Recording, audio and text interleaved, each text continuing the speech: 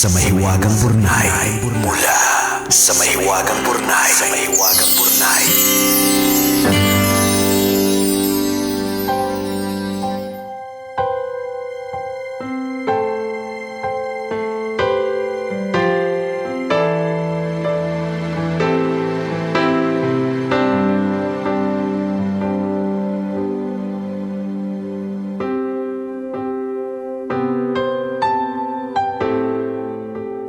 Kumikinang na tambalang Nicole Ayala at Diego Bandido. Itago niyo na lang po ako sa pangalang Dayson, lalaki na may pusong babae.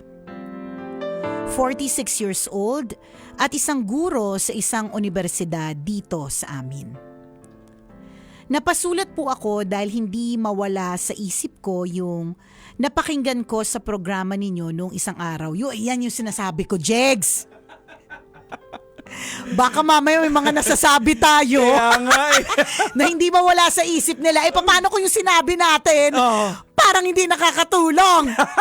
Anyways, yung kwento ng panganay na mahilig sa chicken skin. Hindi mo naman. Alin yun? Oo, napag-usap. Para matagal na yun. Oo, hindi to nung isang araw. Oo, siguro baka nung sinulat niya. Ngayon lang nabasa. Oo, ngayon lang nabasa. Okay, sorry. Pero hindi ko pa rin matandaan. Oo, Basta, yun yung it's nagkaroon not siya ng recent. girlfriend na tuwing kakain sila, binibigay na yung chicken skin sa kanya. Oo. Kasi nung bata siya, yung balat ng manok, lagi niyang pinibigay sa mga kapatid niya. Ayan. Okay. Natandaan. Magkaiba man ang aming sitwasyon, nakikita ko ang sarili ko sa kanyang karanasan. Kung bakit, hayaan ninyong ibahagi ko sa inyo.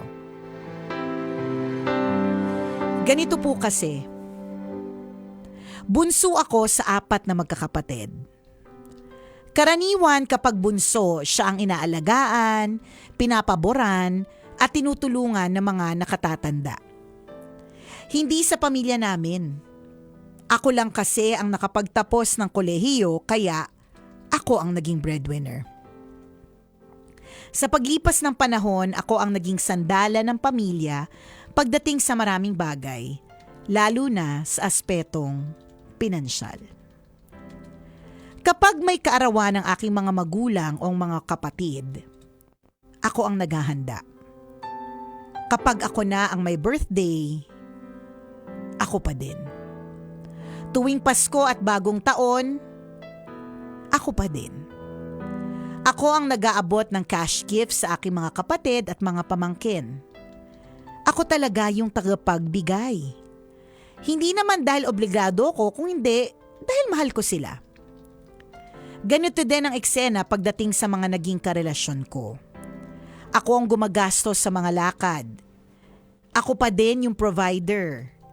Minsan tuloy napapaisip ako, ano kaya yung pakiramdam ng ipinagluluto? Ano kaya yung feeling ng nagbubukas ng regalo? Pero isang gabi habang nagdarasal, may napagtanto ako. Habang pinasasalamatan ko kasi ang bawat biyayang natanggap ko, narealize ko kung gaano ako ka-blessed. Kahit pakiramdam ko ako ang laging nagbibigay sa mga tao sa paligid ko, hindi ako kailanman naubusan ng biyaya mula sa itaas. Napakarami palang ibinibigay sa akin ng Panginoon.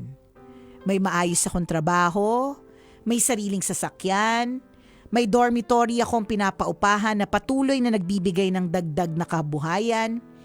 Higit sa lahat, patuloy akong binibigyan ng Diyos ng karunungan at kakayahan upang magampanan ko ang aking mga tungkulin sa aking mga estudyante at sa aking propesyon.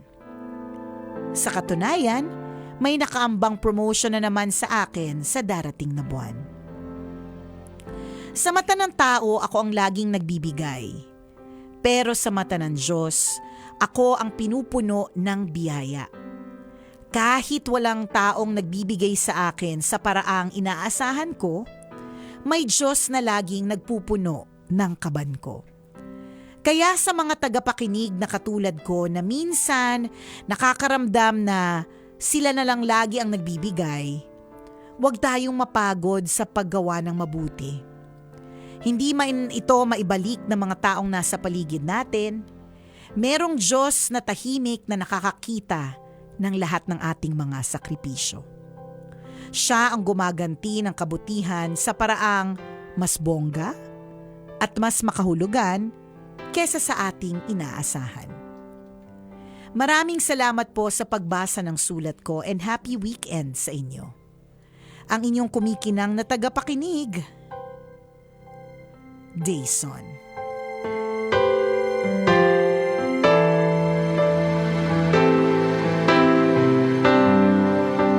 Dayson! Hi, Dayson. We're happy sa sa story mo, nakaka-good Correct, vibes. totoo. Nakaka-empower. Tama. Ayan, sa mga taong nakakaramdam ng pagod. Correct, Diba? correct.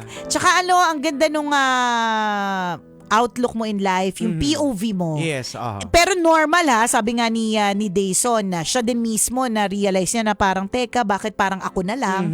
Ano kaya yung feeling ng pinagsisilbihan? Yes, Ano kaya yung feeling ng ako naman yung ipagluluto, ganyan.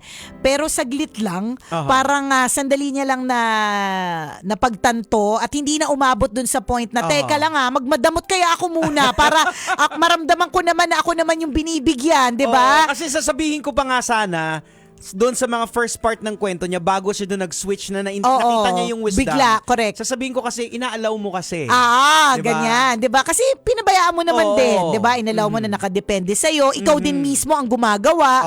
Maski sa mga relationships mo na outside of the family. Correct. Ikaw din ang tagagasto. So di syempre ginusto mo rin naman talaga. Ayan. Tapos ngayon mapapagod ka. Pero, hindi ganoon ang kwento. Dahil sa gitna ng lahat ng mga, syempre, eventually, alam mo, even the givers, they get tired. Kasi dadating talaga yung panahon na parang, bakit parang ako lang lagi? 'Di ba? Bakit parang walang nagsi-share? Pero ang galing lang nung kanyang POV, and this is a reminder talaga dun sa mga breadwinner, sa mga tagabigay, na totoo nga minsan na napapagod po tayo, minsan napapagod po kayo, pero lagi natin tatandaan, kung titingnan rin lang talaga natin yung buhay natin, lagi nga namang pinupuno ni Lord yung kaban. 'Di ba? At kasi ikaw yung vessel, ikaw yung instrument, ikaw yung daluyan. Daanan ka ng grasya Kaya pumapasok yung wisdom para sa mga ganitong sitwasyon kasi nga nandun sa eksena si Lord. Correct. Yung Panginoon, kasi malamang kung wala si Lord sa eksena ni Dayson, nakakatakot kung hindi si Lord. Sino? sasamahan niya. Siyempre pababayaan ko correct. kayo. Para naman maramdaman ninyo, 'di ba, kung paano naman yung walang umaasikaso, 'di ba? Feeling ko for a while may ganon, pero bumalik siya sa realidad Parang inano siya yung guardian angels niya, si Lord, inayos yung kanyang pag-iisip. Correct. At ni-remind siya na to whom much is given, much is expected. Tama. With great power comes great responsibility. Ika nga, 'di ba? Malaki yung binigay, so malaki din yung pwede mong ibigay sa iba. Yun. Kaya makikita talaga natin yung wisdom ni Lord ng Panginoon is bigger than us. Correct. Kaya imagine mo, binibigay niya yan doon sa mga taong marunong magbigay. Diba, pansinin po ninyo sa buhay po ninyo. Kaya isipin niyo po ngayon, ikaw na nakatutok sa amin ngayon, sino sa buhay mo, meron kang kaibigang mayaman meron kang kaibigang generous. Tapos may isip mo, bakit parang may bago na naman siyang negosyo o kaya may bago na naman siyang pinagkakabalahan na pwedeng pagkakitaan ng pera. Correct. Bakit parang puro sa kanya, 'di ba? Pero kasi siya yung generous Kumbaga, ang sinasabi natin, alam ni Lord yung ginagawa niya. Ayan. Kaya hindi binibigay yung sobra-sobra minsan sa ibang tao kasi alam ni Lord na hindi niya ito gagamitin para makatulong. Ngayon, diba? eto, 'di ba, may nakikita naman talaga tayo na grabe yung sabi na to, grabe yung yaman, tapos parang ang damot-damot. Hindi galing kay Lord yun. Ay, nako, yun yung sinasabi. Kasi alam mo, habang sinasabi ko yung statement ko kanina, may mga na-imagine ako ng mga, nag-iisip ako ng mga mayayaman, pero may mga mayayaman na hindi rin talaga generous. 'Di ba? Meron. So, ang sagot doon, sabi ni Diego, hindi daw galing kay Lord. Ang grasyang yon. Nakakaloka. Kung ito na naman yung tanong, kung hindi galing kay Lord, kanina yan galing. Kasi 'di ba, yung blessing dapat blessing hindi siya para lang Mabigat. sa'yo. Oo, correct. So, nasi-share mo siya. Yun na, ito na naman yung money is a magnifier. Oo. So, it will magnify your goodness or pwede niyang i-magnify yung kasamaan o kasakiman. Oo. Yun na nga. So, pag masama, selfish, sakim, Ayan. malamang hindi kay Lord yan, Correct. di ba? Kasi si Lord, siksik-liglig at umaapaw, Tama. di ba? Dumadaloy ang grasya, ang Correct. biyaya magaan, Oo. di ba? Yung mga ganong klaseng eksena. But thank you for sharing Dayson, isang pagpapaalala para sa lahat ng mga napapagod na. Yes. Pero dun sa mga napapagod, it's normal. It's normal. Babalik din kami ni Jex dun sa una naming sasabihin sana na kung ayaw din naman natin na masanay masyado yung mga tao sa paligid, wag din natin silang hayaan na masanay. Oo. Kung feeling mo hindi mo naman obligasyon lagi na ibigay sa kanila, kung pwede namang sila din yung gumawa ng paraan. Let's give them, 'di ba? Parang do not just give fish, but Ayan, teach them how to fish. 'Di ba? So, yung ganun din. Wag din naman nating hahayaan kasi minsan, 'di ba totoo naman kapag lagi kang binibigyan, hangga't yung nagbibigay hindi nagrereklamo o hindi Oo. tumitigil, tanggap lang din ako ng Correct. tanggap. Oo. 'Di ba? So, Hindi naman parang- wala naman siya sinasabi. So in a way, tayo din yung nagto-tolerate sa ganong klaseng attitude Correct. nila. Tinotolerate natin Oo. Pero tingnan mo, kapag tumigil ka at hindi ka na niya masyadong ma-reach, hindi ka na niya masyadong makontak, hindi ka readily accessible, kasi alam mo namang may hangganan lang, Oo. 'di ba?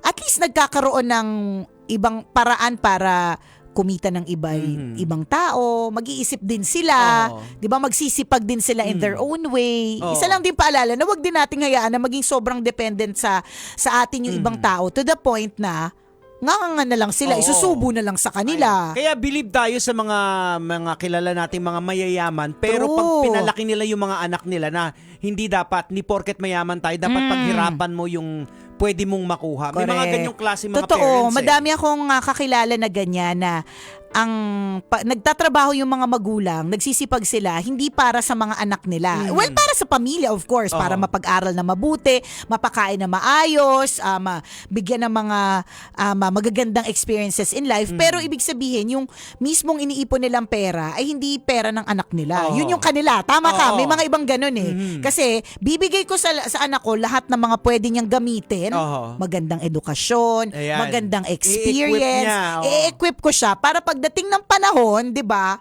na dapat maging independent na siya, kaya na niya. Oo. Kasi yun din yung I think hindi na iba naman po tayo ng parenting, pero masasabi ko na yun din yung isa sa mga magandang sukatan na alam mong napalaki mo na maayos yung anak mo. Yes. Yung tipong pag wala ka na, Oo. 'di ba? They can fly. Correct. They can spread their Oo. wings and become a butterfly. Oo. Fly high like a butterfly. Ayan, paru-paru G. Yes, let's go. Paru G. Para G. Fly high, butterfly. Ganon na. Di ba okay, na-equip ko siya, naturuan ko siya. Maaaring financial yung pag-equip ko sa kanya, maaaring emotional, maaaring mental, di ba? Pero na-equip ko siya na anytime na mawala ako sa world na to, kasi dapat naman talaga ang tamang trajectory, ang tamang mindset is that nauuna talaga ang Correct, magulang. magulang. Oo, pinakamasakit pag yung anak ang nauna, pero una dapat lagi ang magulang. Yun yung normal na path. Tama. 'Di ba? Na pag umalis na tayo sa world, kaya na nila. Kaya na nila. O, di ba? Hindi na sila mahihirapan. Correct. Kasi na-equip natin sila. Correct. Ang daming pwedeng paghugutan ng kwento nitong si Dayson. Pero we are happy na ang ganda ng mindset mo. Oo. Nakita mo yung wisdom Oo. kung bakit ikaw yung bunso na nakapagtapos ng pag-aaral. Tama. Di ba? Totoo naman. Eto po ang tambalang kumikinang. Ako pong kumikinang ulo, Diego At Bandido. akong kumikinang ina mo, Nicole Liala. Kailangan pa bang i-memorize yan? Basic!